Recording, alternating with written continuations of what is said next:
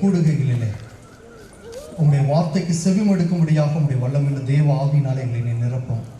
அதற்காகவே நீர் எங்களை தெரிந்து கொண்டீர். அதற்காகவே எங்களை நீர் வழி நடத்துகிறீர்.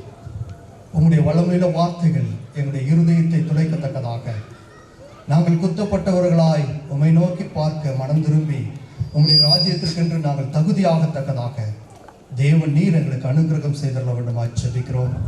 விசேஷமாக ஆண்டவரே, இந்த கூடுகை ஆரம்பம் முதல் முடிவு புரிந்தும் உங்களுடைய பிரசன்னத்தினாலே நீர் வழிநடத்தி தந்தள்ள வேண்டுமாய் ஜெபிக்கிறோம். இயற்கை சூழ்நிலைகளை சாதகமாக்கி தாரும். வரக்கூடிய உங்களுடைய பிள்ளைகளை தடைகளை மாற்றி நீ கொண்டு வாரும். பேசுகிற உங்களுடைய அடியாரை எடுத்து நீ பயன்படுத்தும். பாடப்படுகிற பாடல்கள் உங்களுடைய வார்த்தைகள் யாவும் எங்களுக்கு பிரயோஜனம் உள்ளதாய் எங்களுடைய ஆவிக்குரிய வாழ்க்கையிலே இன்னும் அதிகமாக நாங்கள் ஒருபடி மேலெழும்பி நடக்கத்தக்கதாக அனுகிரகம் செய்யும். மேலானவைகளை நாங்கள் நாடத்தக்கதாக, உம்முடைய மறைவிலே நாங்கள் என்றென்றைக்கும் நிலை நிற்கத்தக்கதாக, உம்முடைய சாட்சிகளாய் இந்த உலகத்தில் கடந்து செல்லத்தக்கதாக எங்களை நீ தகுதிப்படுத்தி வழி நடத்தும். மீட்பரும் இரட்சகருமான இயேசு கிறிஸ்துவின் நாமத்தில் ஜெபிக்கிறோம் நல்ல பிதாவே.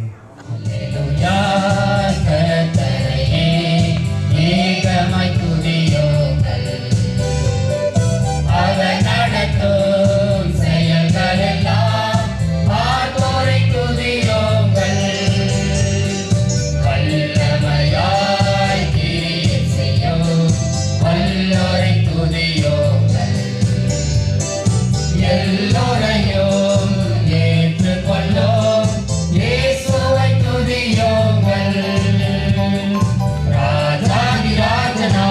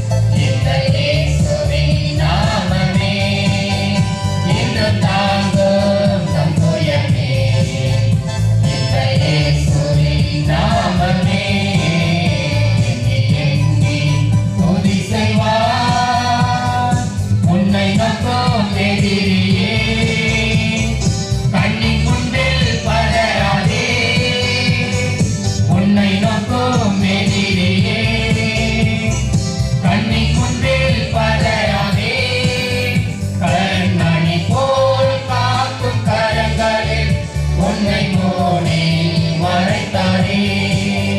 கண்மணி போல் காக்கும் கரங்களில் உன்னை மூடி மறைத்தாரே. எண்ணி எண்ணி துதி செய்வார். யோர்தான் புரண்டு வரும்போது எண்ணற்ற பாறைகளோ, யோர்தான் புரண்டு வரும்போது எண்ணற்ற பாறைகளோ, எலியாவின் தேவன் எங்கே உந்தன் விசுவாச சோதனையில். எலியாவின் தேவன் எங்கே உந்தன் விசுவாச சோதனையில். எண்ணி எண்ணி துதி செய்வார். உனக்கெதிராகவே ஆயுதம் வாய்க்காதே. உனக்கெதிராகவே ஆயுதம் வாய்க்காதே. உன்னை அழைத்தவர் உண்மை தேவன், அவர் தாசருக்கு நிதியவர். உன்னை அழைத்தவர் உண்மை தேவன், அவர் தாசருக்கு நிதியவர். எண்ணி எண்ணி துதி செய்வார். எண்ணில் அடங்காத கிருபைகள் காண். இன்றும் தாங்கும் தன் புயமே இந்த இயேசுவின் நாமமே. இன்று தாங்கும் தன் புயமே இந்த இயேசுவின் நாமமே. எண்ணி எண்ணி துதி செய்வார். பிறகு அவருடைய சந்நிதியில் ஆனந்தம் சத்தமிடுவேன் என்று சொல்லி சங்கீதம் 32 அதிகாரத்திலே அவர் எழுதுகின்றார். எனவே ஒரு பாவம் மன்னிக்கப்பட்ட ஒரு மனிதனுடைய வாழ்க்கையிலே தேவனாகிய கர்த்தர் உண்மையான சந்தோஷத்தையும் சமாதானத்தையும் மகிழ்ச்சியையும் கொடுக்கின்றார். எனவே இந்த அர்த்தத்தை உணர்ந்தவர்களாக இந்த பாடலை பாடும்பொழுது நிச்சயமாக இது நமக்கு பிரயோஜனமாக இருக்கும். என் ஆனந்தம் என்ன என் ஆனந்தம் சொல்லக்கூடாதே. என்ன என் ஆனந்தம் என்ன என் ஆனந்தம் சொல்லக்கூடாதே. மன்னன் கிறிஸ்து என் பாவத்தை எல்லாம் மன்னித்து விட்டாரே. மன்னன் கிறிஸ்து என் பாவத்தை எல்லாம் மன்னித்து விட்டாரே. கூடுவோம் ஆடுவோம் பாடுவோம் நன்றாய் மகிழ் கொண்டாடுவோம்.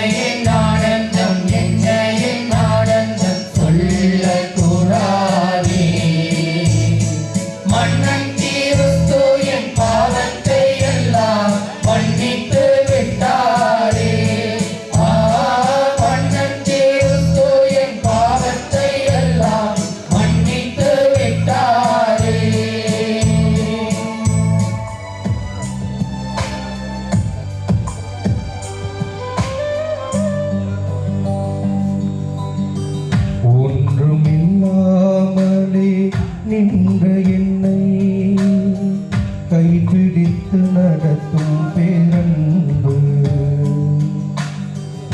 எந்த பெரும் குறைகள் கண்ட பின்னும் நெஞ்சோடு சேர்க்கும் பேரன்பு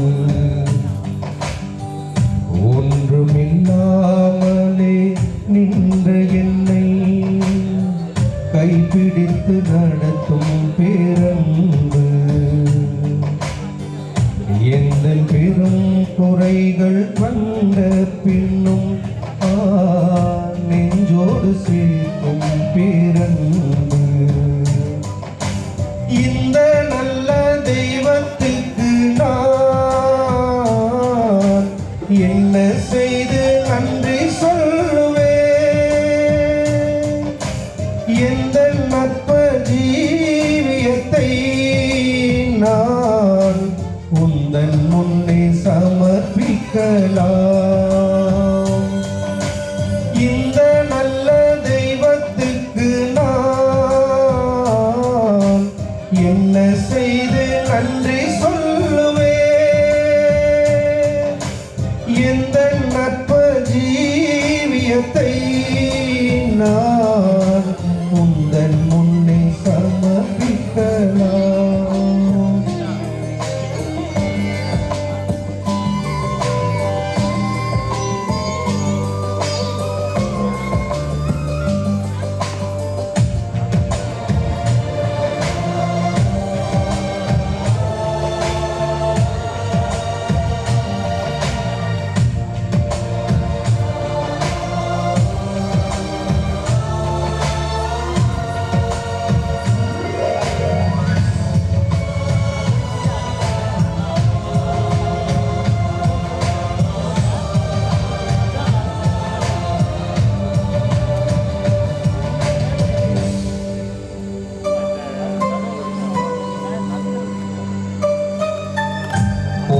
நாட்கள் தந்த வேதனைகள் அன்புதான் என்று அறியவில்லையே போன நாட்கள் தந்த வேதனைகள் அன்புதான் என்று அறியவில்லையே சொந்தமாக்கவே மார்போடு சேர்க்கவே புடமிட்டு உருக்கினீர் என்னையும் நீர் சொந்தமாக்கவே மார்போடு சேர்க்கவே புடமிட்டு உருக்கினீர் என்னையும் நீர் தெய்வ அன்பு என்ன உன்னதம் இந்த நல்ல தெய்வத்துக்கு நான் என்ன செய்து நன்றி சொல்லுவேன் எந்த நட்ப ஜீவியத்தை நான் உந்தன் முன்னே சமர்ப்பிக்கலாம்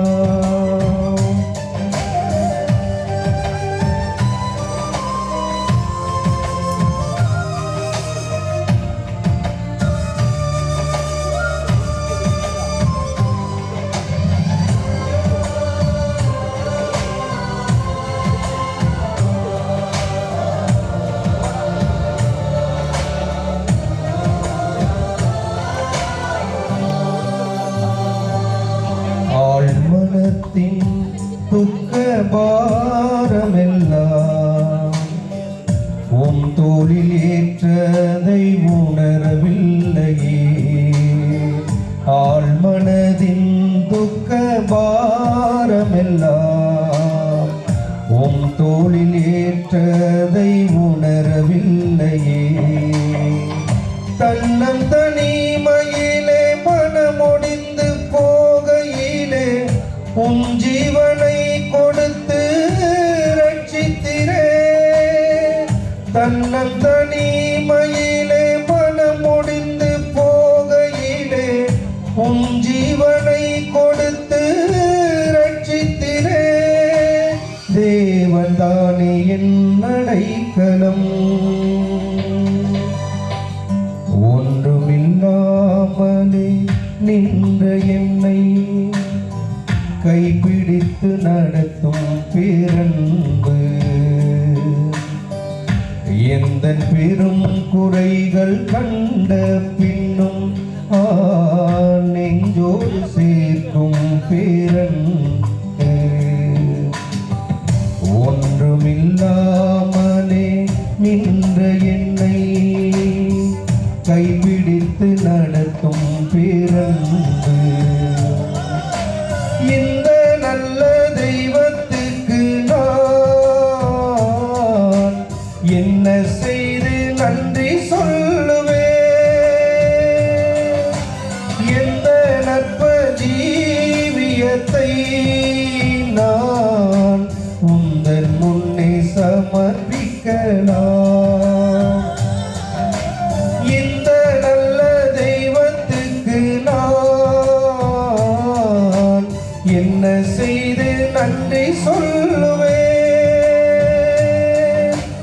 எந்த நற்ப ஜீவியத்தை நான் உந்தன் முன்னே சமர்ப்பிக்கலாம் உந்தன் முன்னே சமர்ப்பிக்கலாம்.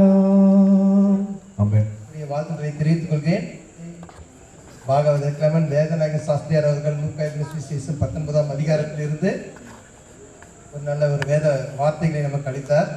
சகேயை குறித்து ஒரு ஐஸ்வர்யனாயா இருந்தும் கூட அவன் இயேசு எப்படிப்பட்டவரோ என்று தேட வாஞ்சையாய் இருந்தான், வைராகியமாகவும் இருந்தான்.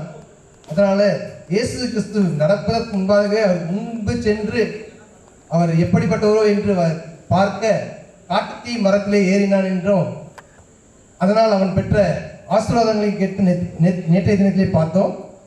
இன்றைய தினத்தில் கூட 2ஆம் நாளிலே என்ன பேசியிருக்கிறேன் என்று வாஞ்சையோடு கூட நாங்கள் காத்திருக்கிறோம். அது மாத்திரமில்லை, நாளைய தினத்திலே பாகவதர் கிளமன் வேதநாயக சாஸ்திரியார் அவர்கள் நம்முடைய திருச்சபையிலே காலை ஆராதனையிலே அவர் கர்த்தருடைய வார்த்தையை பகிர்ந்து கொள்வார். அதனால் அனைவரும் சீக்கிரத்திலே வந்து கலந்து கொள்ளுமாறு அன்போடு கூட கேட்டுக்கொள்கிறேன். அது மாத்திரமல்ல, நம்முடைய திருச்சபை முடிந்தது 11 மணி அளவிலே ஜெயமிச்சை சர்ச்சில் கூட அவர் பேசவில்லை இருக்கிறார். அங்கே கூட அவருடைய வார்த்தைகளை அவர் பகிர்வுள்ளார். அந்த வார்த்தைகளை நீ கேட்கிறதா 11 மணிக்கு மேலே ஜெயமிச்சை சர்ச்சிலே அவர் பேச இருக்கிறார். அது மாத்திரமில்லாத நாளைய தினம் 6:30 மணிகளிலே 3ஆம் நாள் இறுதி நாள் அனைவருமே கலந்து கொள்ளுமாறு அன்போடு கூட கேட்டுக்கொள்கிறேன். ஏன்னா வீட்டாண்டு இருக்கிறவங்க, அருகில் உள்ளவர்கள், உறவினர்கள், ஏன்னா இதுமாரி ஆசீர்வாதங்கள் நமக்கு கிடைப்பது அபூர்வம். அதனால் அனைவரும் நாளைய தினத்திலே வந்து கலந்து கொள்ளுமாறு அன்போடு கூட கேட்டுக்கொள்கிறேன். நன்றி. கூட்டத்தை ஆசீர்வாதமாக மாற்றி கொடுத்தார். அநேகர் எனக்கு செய்தி மூலமாக, வாட்ஸ்அப் செய்தி மூலமாக நேரடியாக கூறினார்கள்.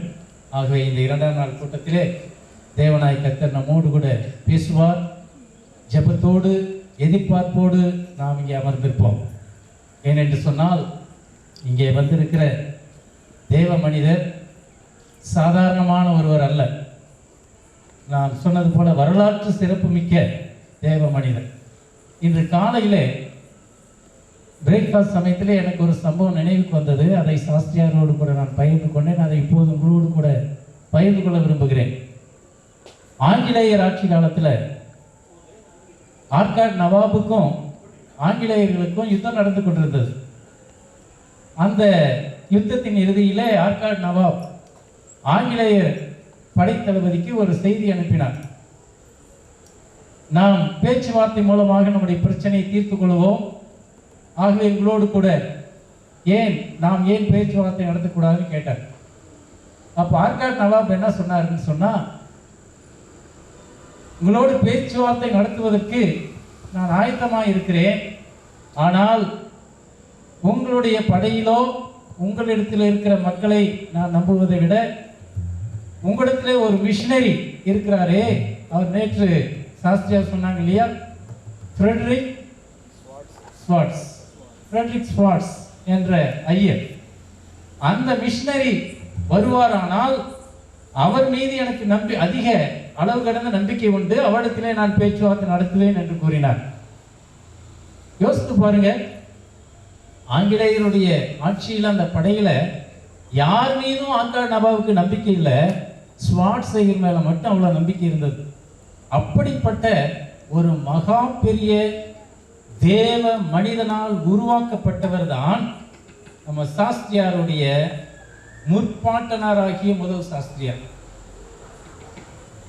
அவரிடத்திலே கல்வி கற்று வேதத்தை கற்று ஊழியத்துக்கு பயிற்றுவிக்கப்பட்டு வல்லமையாக தேவனால் பயன்படுத்தப்பட்ட ஒரு மனிதர். அந்த பரம்பரையிலே வந்தவர் தான் இன்றைக்கு ஐயா கிளமன்ஸ் சாஸ்திரியார் அவர்கள். இந்த பாக்கியம் யாருக்கு கிடைக்கும்? 1977 வருடம் 78 வருடம் இந்த 2 வருடங்களிலே இந்திய இளந்தோர் நற்செய்தி என்ற ஸ்தாபனத்தின் மூலமாக திருநெல்வேலி மாவட்டத்திலே ஊழியம் செய்து கொண்டிருக்க ஒரு வாய்ப்பு கிடைத்தது. அந்த சமயத்தில் கடையம் என்ற ஊரிலே சாஸ்திரியார் கிளமன்ஸ் சாஸ்திரியாருடைய தகப்பனார் ஒரு கூட்டத்திற்கு வருகை தந்திருந்தார். அவரை பார்க்க வேண்டும் என்று சொல்லி பாளையங்கோட்டையிலிருந்து நாங்கள் குழுவாக சென்றிருந்தோம். அங்கு போய் பார்த்தால் அந்த சிஎஸ்ஐ காம்பவுண்டில் திரள் கூட்டம். சாஸ்திரியார் வர்றதுக்கு ஒரு அரை மணி நேரத்துக்கு முன்னமே அந்த காம்பவுண்ட்லாம் நிறைஞ்சு போச்சு. அந்த நாளில் அவர்கள் பேசிய செய்தான் சகை. அந்த சகைவை குறித்த செய்தி எனக்கு இன்னும் மனதிலே பசுமரத்து ஆணி போல பதிந்து விட்டது. நேற்று தினத்திலே அதே செய்தியை வித்தியாசமான விதத்திலே, என்றால் கர்த்தருடைய வார்த்தை ஒவ்வொரு முறையும் புது புது அர்த்தத்தை செய்தியை நமக்கு கொடுக்கக்கூடியதாக இருக்கிறது. அப்படி கர்த்தர் நேற்று சாஸ்திரியாரை கொண்டு பயன்படுத்தினார்கள். ஆகவே இன்றைக்கு ஆண்டவர் சாஸ்திரியார் அவர்களை பயன்படுத்தும்படியாக நாம் எல்லாரும் கண்களை மூடி நாம் ஜெபம் செய்வோம். கிருபையும் இரக்கம் நிறைந்த ஜீவனுள்ள நல்ல தகப்பனே, இந்த விசேஷித்த சமயத்திற்காக மக்கோடான கொடி ஸ்தோத்திரங்களை துதிகளே இருக்கிறோம். நேற்று தினது கூட்டத்திலே கர்த்தருடைய பிரசன்னம் இருந்ததற்காக நன்றி செலுத்துகிறோம். இந்த நாளிலும் உம்முடைய வார்த்தை கேட்பதற்கு நாங்கள் ஆயத்தத்தோடு காத்திருக்கிறோம். பரிசுத்த ஆவியானவர் தாமே உம்முடைய மகனை மறைத்து நீர் எங்களோடு கூட பேச வேண்டும் என்று நாங்கள் ஜெபிக்கிறோம். சாஸ்திரியார் மூலமாக எங்களுடைய ஆத்மாவுக்கு தேவையான நல்ல ஆலோசனைகளை கொடுத்து வசனத்திலே நாங்கள் பலப்படத்தக்கதாகவும் ஆவிக்குரிய வாழ்க்கையிலே நாங்கள் வளருவதற்கு ஏதுவான ஆலோசனைகள் எங்களுக்கு நீர் கொடுக்க வேண்டும் என்று நாங்கள் ஜெபிக்கிறோம். பாடகர் குழுவினருக்காக மியூசிஷியன்ஸுக்காக ஜெபிக்கிறேன். அவர்களையும் கர்த்தர் பயன்படுத்தி ஆசீர்வதிக்க வேண்டும் என்று ஜெபிக்கிறேன். கூட்டத்திற்கு வர வேண்டிய எல்லா மக்களையும் சரியான நேரத்தில் கொண்டு வரும். இந்த செய்தி முடியும் வரை பரிசுத்த ஆவியானுடைய பிரசன்னம் உடைய மகிமை இந்த மைதானத்திலே தங்கியிருக்க வேண்டும் என்று நாங்கள் ஜெபிக்கிறோம். எல்லா துதி கனம் மகிமை யாவும் வைக்க செலுத்துகிறோம். இயேசு கிறிஸ்துவின் நாமத்தில் ஜெபிக்கிறோம் ஜீவனுள்ள நல்ல பிதாவே, ஆமென். இப்பொழுது இந்த 2ஆம் நாள் கூட்டத்தினுடைய பொறுப்பை கனம் கிளமன்ஸ் சாஸ்திரியார் ஐயா கரத்திலே நான் ஒப்புக் கொடுக்கிறேன்.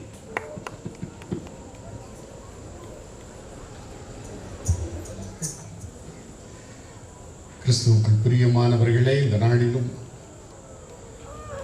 உங்களோடு கர்த்தருடைய செய்தியை பாடலோடு இன்னிசையோடு பகிர்ந்து கொள்வதிலே நான் மிக்க மகிழ்ச்சி அடைகிறேன். ஆண்டவராகிய இயேசு கிறிஸ்துவுக்கு என் துதி கனம் ஆகியவற்றை நான் செலுத்த விரும்புகிறேன். பிரியமானவர்களே, நேற்று தினத்திலே நம்மோடு இடைப்பட்டு நம்மோடு பேசின அதே ஆண்டவர் இந்நாளிலும் இவ்விடத்திலே பிரசன்னமாய் இருக்கிறார். நம்மோடு பேச காத்திருக்கிறார். ஆம், நாம் செவி சாய்த்து அவருடைய சத்தத்தை கேட்க நம்முடைய இருதயங்களை நாம் ஆயத்தப்படுத்துவோம். மீண்டும் ஒரு முறையாய் வந்த யாவருக்கும் இயேசு கிறிஸ்துவின் நாமத்திலே என்னுடைய வாழ்த்துதலை நான் கூறிக்கொள்ள விரும்புகிறேன்.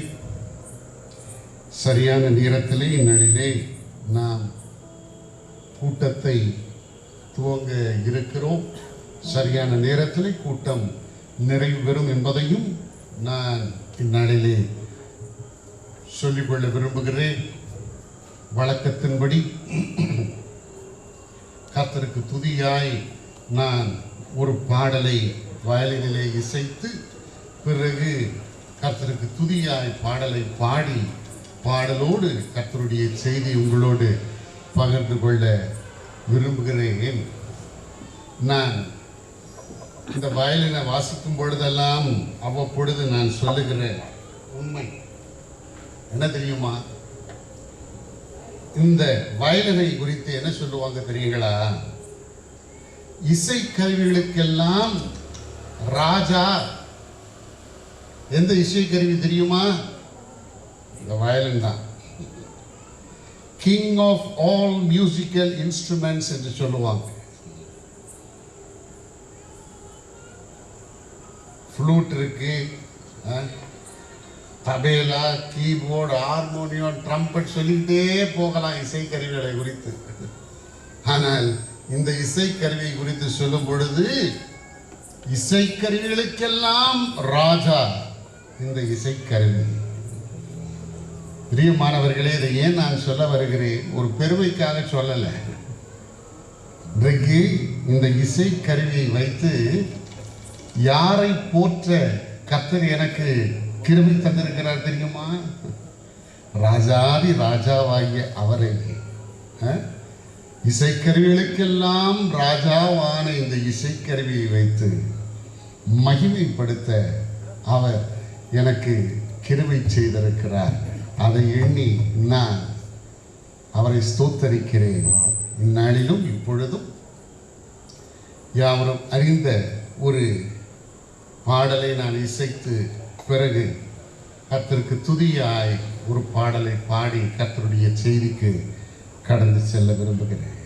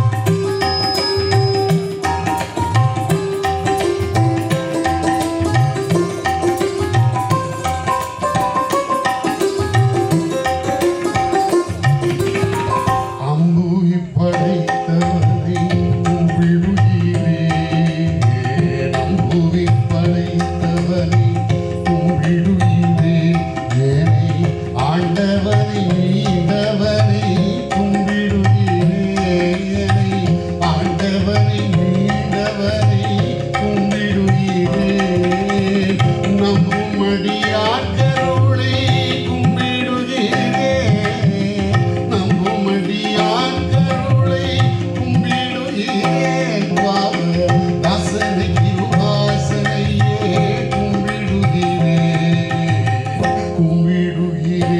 நான் கும்பிடுகிறேன்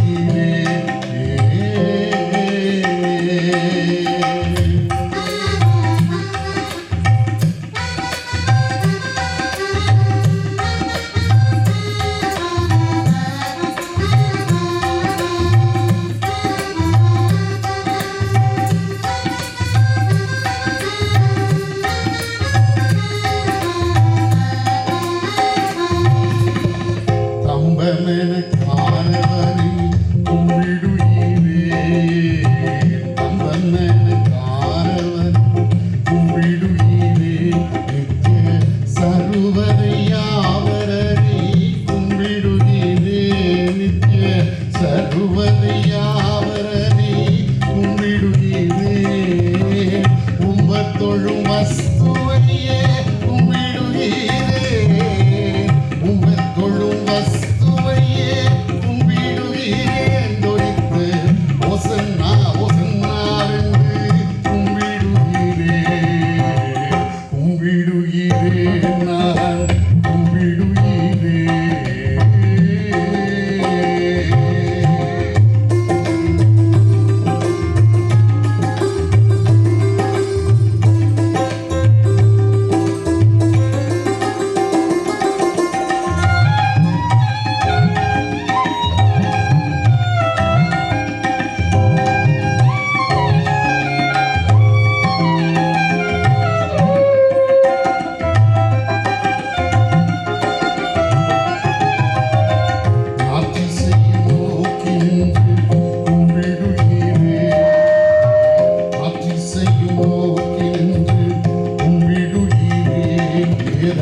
நாயகனின் பாட்டனையே கும்பிடுகிறேன் வேத நாயகனின் பாட்டனையே கும்பிடுகிறேன் சாஸ்திர விதத்துடனே கும்பிடுகிறேன் சாஸ்திர விதத்துடனே கும்பிடுகிறேன் தவிரு சங்கீர்த்தனங்கள் சொல்லி கும்பிடுகிறேன்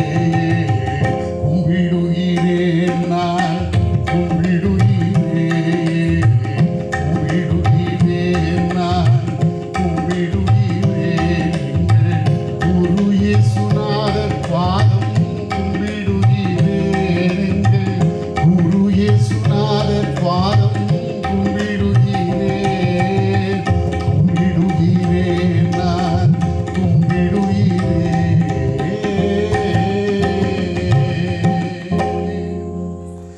நாற்றிசையும் நோக்கி நின்று கும்பிடுகிறேன் நாற்றிசை நாற்றிசைனா என்னங்க 4 திசைகள் வெரி குட் 4 திசையை நோக்கி நான் உம்மை கும்பிடுகிறேன் வேதநாயகனின் பாட்டனை கும்பிடுகிறேன் வேதநாயகன் பாட்டன் என்று சொல்லும் பொழுது அந்த பாட்டுக்கு உரியவனை ஆண்டவராகிய இயேசு தானங்க அந்த பாட்டுக்கு உரியவர் பாடுகிறார் வேதநாயகனின் பாட்டனை பாட்டன் என்றால் தாத்தா என்கிற அர்த்தம் கிடையாது அந்த பாட்டுக்குரியவன் நாற்றிசையும் நோக்கி நின்று கும்பிடுகிறேன் வேதநாயகனின் பாட்டனையும் கும்பிடுகிறேன் சாஸ்திர விதத்துடனே கும்பிடுகிறேன் அதாவது சாஸ்திரம் ஒழுக்கம் ஒரு முறையோடு சும்மா ஏனோதானோ என்று உண்மை நான் தொழுகவில்லை தகாத விதத்தில் உண்மை நான் தொழுது கொள்ளவில்லை சாஸ்திர விதத்தோடு உண்மை கும்பிடுகிறேன் தாவீது சங்கீர்த்தனங்கள் எல்லாம் சொல்லி தாவீதுனுடைய சங்கீர்த்தனங்களை எல்லாம் சொல்லி நான் உம்மை கும்பிடுகிறேன் என்று பாடலிலே பாடுகிறார் சரி இந்த பாட்டெல்லாம் இருக்கட்டும் நாங்களும் நீங்க வாரமையா போதகரே பாடுவீங்களான்னு நாங்க எதிர்பார்த்துக்கிட்டு இருக்கிறோம் அந்த பாட்டை பாடுறீங்களே நீங்க இதை கூட ஒருத்தர் எனக்கு வாட்ஸ்அப்பில் கேட்டிருந்தார் ஒரு நபர் ஐயா அந்த பாட்டை எதிர்பார்த்து வந்தேன், நீங்க பாடலைங்க. ஆமாங்க ஐயா, 3 நாட்கள் இருக்குங்க கூட்டம். கடைசி நாளில் அந்த பாட்டை பாடலான்னு யோசித்தேன். ஒவ்வொரு நாளும் அந்த பாட்டை பாடினா வேற பாட்டு இவனுக்கு தெரியாதான்னு கூட நீங்க யோசிக்க போட்டு அந்த பிரச்சனை இருக்கு இல்லையா? ஆக ஒருவேளை இறுதி நாளிலே பலர் முதல் 2 நாட்கள் வராத ஒரு சிலர் வரலாம். ஆகவே அவர்களும் ஒருவேளை அந்த பாடலை எதிர்பார்க்கலாம். அதற்காக தான் நாங்கள் பொதுவாக இறுதி நாளிலே பாடலை பாடுவது வழக்கம். சரி, செய்திக்கு கடந்து செல்வோம். நேற்று தினத்திலே சகேயு எனப்பட்ட மனுஷனிடத்திலே காணப்பட்ட சில குணாதி செயலை குறித்து, அந்த சம்பவத்திலிருந்து நாம் கற்றுக்கொள்கிற சில உண்மைகளை குறித்து உங்களோடு நான் பகிர்ந்து கொண்டேன். லூக்கா அந்த சம்பவத்தை எழுதுகிறதை நாம் அவருடைய சுவிசேஷத்திலே வாசிக்க கேட்டோம். இந்நாளிலே அதே லூக்கா எழுதின சுவிசேஷத்திலிருந்து மற்றொரு சம்பவத்தின் அடிப்படையிலே உங்களோடு கர்த்தருடைய செய்தியை நான் பகிர்ந்து கொள்ள விரும்புகிறேன். அந்த சம்பவத்தை எங்க பார்க்கிறோம் தெரியுங்களா? 7ஆம் அதிகாரத்திலே நாம் பார்க்கலாம். 7ஆம் அதிகாரத்திலே முதல் 10 வசனங்களில் அச்சம்பவம் நமக்கு வரையப்பட்டிருக்கிறது. அந்த சம்பவத்தில் யாரை குறித்து வாசிக்கிறோம் சொல்ல முடியுங்களா? நூற்றுக்கு அதிபதி, ஒரு ராணுவ அதிகாரி. சாதாரணமாய் இன்றைக்கு சமுதாயத்திலங்க ராணுவ அதிகாரி என்று சொன்னால் மக்களுக்கு அவர்கள் பேரிலே ஒரு நல்ல அபிப்பிராயம் இல்லை. தெரியுங்களா? ஐயோ, ராணுவத்தில் பணிபுரிகிறார்களா, அசுத்தமான பழக்க வழக்கங்கள் எல்லாம் இருக்குமே, மிக முரடர்களா இருப்பார்களே இல்லையா? அவனிங்க எந்த ஒரு துறையும் இது மோசமான துறை, இதில் பணிபுரிகிறவர்கள் எல்லாம் தீயவர்கள் என்று நான் சொல்லக்கூடாதுங்க. எல்லா துறையிலும் நல்லவர்களும் உண்டு, தீயவர்களும் உண்டு. என்ன சொல்லணும்னா, கர்த்தருக்கு ஊழியம் செய்கிற கூட்டத்திலும் நல்லவர்களும் இருக்கிறாங்க, கெட்டவர்களும் இருக்கிறாங்க. ஆனால் வேதத்திலே நாம் பார்க்கிற ராணுவ அதிகாரிகள் இருக்கிறாங்க பார்த்தீங்களா, அவர்கள் அநேகர் நல்லவர்களாக தான் நமக்கு காணப்படுகிறார்கள். கொர்நேலியு எனப்பட்ட ஒரு ராணுவ அதிகாரியை குறித்து அப்போஸ்தலர் நடவடிக்கைகளின் புஸ்தகத்திலே நாம் வாசிக்கலாம். அந்த ராணுவ அதிகாரி மக்களுக்கு அநேக தர்மங்களை எல்லாம் செய்தாங்க. எப்பொழுது தேவனை நோக்கி ஜெபம் பண்ணி கொண்டிருந்தான் என்று அவரை குறித்து வாசிக்கிறோம். சிலுவையில் அறையப்பட்ட இயேசுவை குறித்து நற்சாட்சி கொடுத்த ராணுவ அதிகாரி என்ன சொன்னார்? இவர் மெய்யாகவே தேவகுமாரன், இவர் நீதிபரர். அந்த ராணுவ அதிகாரியும் ஒரு நல்லவனாக தான் வேதத்தில் காணப்படுகிறான். சரி, இங்கே ஒரு நூற்றுக்கு அதிபதி, இவரை குறித்து வாசிக்கிறோமே. இந்த நூற்றுக்கு எப்படிப்பட்டவன்? இந்த ராணுவ அதிகாரியின் இடத்திலும் எத்தனையோ நற்குணங்களை நாம் பார்க்க முடிகிறது. இன்றைக்கு அதை தான் உங்களோடு நான் பகிர்ந்து கொள்ள இருக்கிறேன். எப்படிப்பட்ட நற்சுபாவங்களை உடையவனாய் இந்த மனுஷன் காணப்பட்டான். வாசிக்கலாமா? 7ஆம் அதிகாரம் 2ஆம் வசனம். நூற்றுக்கு அதிபதியாகிய ஒருவனுக்கு பிரியமான வேலைக்காரன் வியாதிப்பட்டு மரண அவஸ்தையாய் இருந்தான். இங்கதாங்க ஒரு செய்தியே, பெரிய செய்தியே அடங்கியிருக்கு. நூற்றுக்கு அதிபதிக்கு எப்படிப்பட்ட வேலைக்காரன்? பிரியமான வேலைக்காரன். சாதாரணமா எனக்கு பிரியமான சகோதரன், எனக்கு பிரியமான சிநேகிதன் இவன், எனக்கு பிரியமான சிநேகிதி, எனக்கு பிரியமான பெரியப்பா, எனக்கு பிரியமான அத்தை, பிரியமான மாமா சொல்லலாங்க, கேட்டிருக்கலாம் இல்லைங்களா? ஆனால் எனக்கு பிரியமான வேலைக்காரன் என்று மக்கள் சொல்லுவதுதான் அபூர்வம் இல்லையா? சாதாரண அப்படி சொல்ல மாட்டாங்க. வேலைக்காரன் தானே. இங்க ஒருவன் இருக்கிறாங்க, ஒரு நூற்றுக்கு அதிபதி. அவன் சொல்லுகிறான், எனக்கு பிரியம், அவனுக்கு பிரியமான வேலைக்காரன் வியாதிப்பட்டு மரண அவஸ்தையாக இருந்தான். பாருங்க, அந்த வேலைக்காரனுடைய சரீர சுகத்தின் பேரிலே கரிசனை கொண்ட ஒரு எஜமானனாக அந்த நூற்றுக்கு அதிபதி காணப்படுகிறான். எத்தனை அருமையான சுபாவங்க, எத்தனை அருமையான சுபாவம். தனக்கு கீழ்ப்பட்டிருந்த மக்கள் பேரிலே கரிசனை கொண்ட ஒரு மனுஷன், அதுதான் முக்கியம். இன்னைக்கு ஒரே அந்தஸ்திலே இருக்கிற மக்களோடு மனுஷன் பழகிறாங்க, அது கடினம் இல்லை, தாராளமா பழகுவான். சம அந்தஸ்துல இருக்கிறான்னா பிரச்சனையே இல்லை. ஆனால் அவனுடைய அந்தஸ்திலும் கீழ்பட்டிருக்கிறானே, அவனோடு மனுஷன் பழகிறானா, அவன் மீது அன்பு செலுத்துகிறானா, அதுதான் யார் கேள்வி. யோசித்து பாருங்க.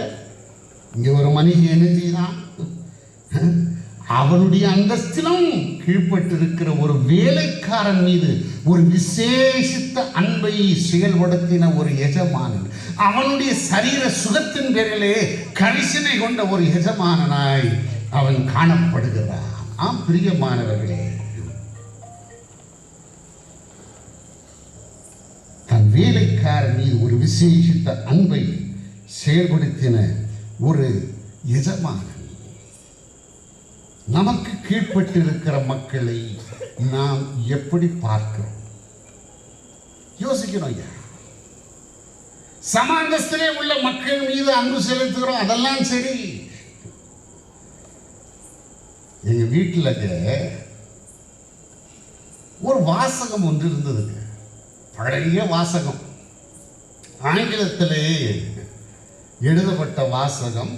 அவ்வப்பொழுது நான் அந்த வாசகத்தை அடிக்கடி வாசிப்பதினாலே அதை தொடைத்து நான் பத்திரமாக வைத்திருந்தேன். இப்போ அதை எங்கேயோ தெரியலை. அந்த ஆங்கில வாசகம் என்ன சொல்ல தெரிகிறதா? A person who always looks up to God will rarely look down on people.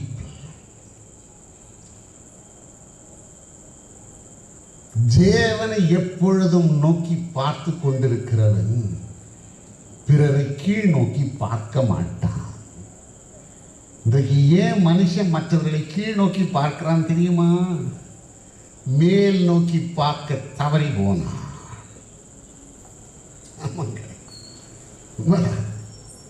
இன்றைக்கு நாம் மற்றவர்களை கீழ் நோக்கி பார்க்கிறோம் என்று சொன்னால், அருமையானவர்களே, மேல் நோக்கி பார்க்க நாம் தவறி போயிட்டோம். நாளிலே வேலைக்காரர் என்றால் ஒரு உயிருள்ள ஆயுதமாக தான் ஏன் பார்த்தான்.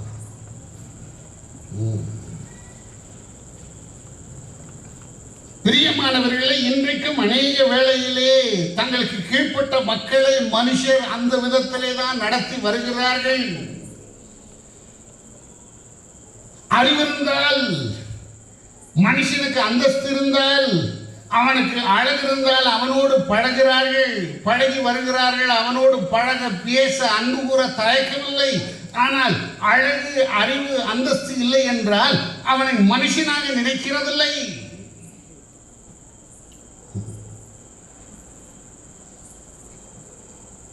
ஒரு முறை ஆண்டவராகிய இயேசு ஒரு பார்வை இல்லாத மனுஷனுக்கு அவர் பார்வை தருகிறார், சுகப்படுத்துகிறார். அப்பொழுது அந்த மனுஷனை பார்த்து ஒரு கேள்வி கேட்டார். அப்போ மனுஷனே, நீ என்ன காண்கிறாய்? அவன் என்ன சொன்னான் தெரியுமா? நடக்கிற மரங்களை மனுஷராக காண்கிறேனா? என்ன சொன்னான்? நடக்கிற மனுஷரை மரங்களாக காண்கிறேன். ஏன் அப்படி சொல்லணும்? இன்னும் கண் சரியாக திறக்கப்படலப்பா. கண்கள் இன்னும் குருடான நிலையிலே தான் இருக்கிறது. ஆகவேதான் மனுஷரை மனுஷனாக காண முடியவில்லை. இன்றைக்கும் நம்மளே அநேகருடைய கண்கள் குருடான நிலையில தான் இருக்கு. அதனால தான் என்ன செய்ய முடியல? மனுஷரை மனுஷராக காண முடியல. இல்லையா? ஆண்டவரிடத்தில் கேட்போம், ஆண்டவரே, எங்களுடைய கண்களின் மூலமாய் நாங்கள் மற்றவர்களை காண வேண்டாம் சுவாமி. உம்முடைய கண்களின் மூலமாய் நாங்கள் மற்றவர்களை காண எங்களுக்கு உதவி புரியும் என்று ஆண்டவரிடத்தில் நாம் மன்றாட வேண்டும். இல்லையா? ஒரு 160 அவன் செயல்படுத்தின அன்பு தன் வேலைக்காரன் மீது ஒரு விசேஷித்த அன்பை செயல்படுத்தினான்.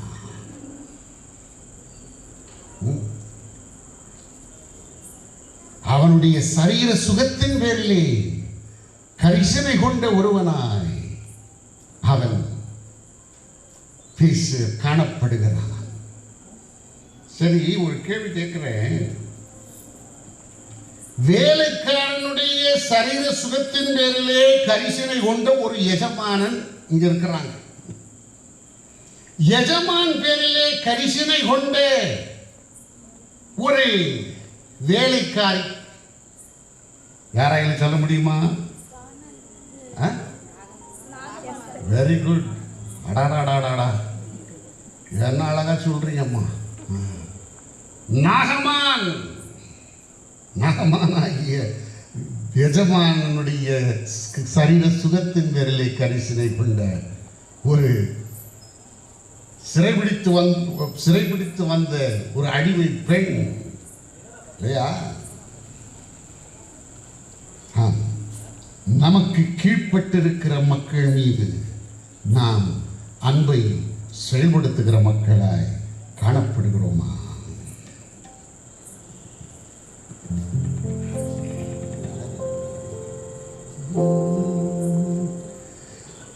அன்பின் ஆனந்த சித்திரமே, பாவிகளுக்கெல்லாம் அற்புத கிருபை சமுத்திரமே.